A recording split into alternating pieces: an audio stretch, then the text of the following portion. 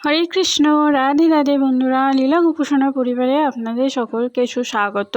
সকল বৈষ্ণব ভক্তবৃন্দের চরণে আমার শতকোটি প্রণাম আর ছোটদের আমার অনেক ভালোবাসা। ভগবানের কৃপায় আমরা এই মানব জীবন পেয়েছি। এই মানব জীবনে আমাদের কর্ম বলতে কি বোঝায়, আমরা কর্ম কোনটাকে বলবো? কর্ম বলতে আমাদের এই জড়জগতে যা কিছু ঘটে থাকে তার সবই হলো কর্ম। কিন্তু কাল বা সময়ের অধীনে জড় প্রকৃতির তিনটি গুণ বা সত্তা আছে, যেমন সত্ত্ব, রজ, তম।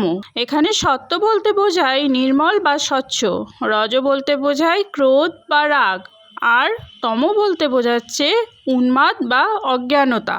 এই জড়জগতে প্রতিটি জীবের মধ্যেই এই তিনটি গুণ লক্ষ্য করা যায়। এই গুণগুলির সঙ্গে যখন জীবের স্বতন্ত্র ইচ্ছা যুক্ত হয় তখন সেটা কর্মে পরিণত হয়।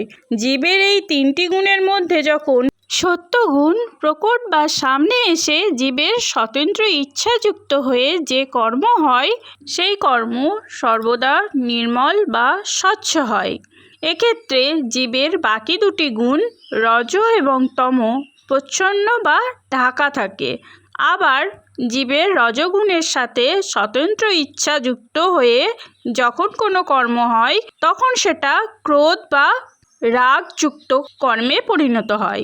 এক্ষেত্রে জীবের সত্ত্ব এবং তমগুণ প্রচ্ছন্ন থাকতে দেখা যায়। একইভাবে জীবের তমগুণের সঙ্গে তার স্বতন্ত্র ইচ্ছা যুক্ত হয়ে যে কর্ম সম্পন্ন হয় তা সর্বদাই উন্মাদ বা অজ্ঞানতাপূর্ণ কর্মে পরিণত হয়। এখানে জীবের সত্ত্ব এবং রজগুণ প্রচ্ছন্ন থাকতে দেখা যায়।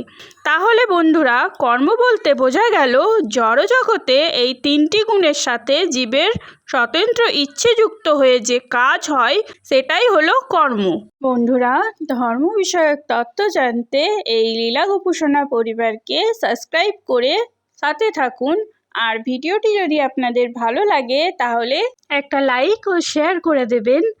ভালো থাকবেন, সুস্থ থাকবেন। হরে কৃষ্ণ। রাধে রাধে। জয় গোপাল, জয় গোবিন্দ, জয় রাধা মাধব।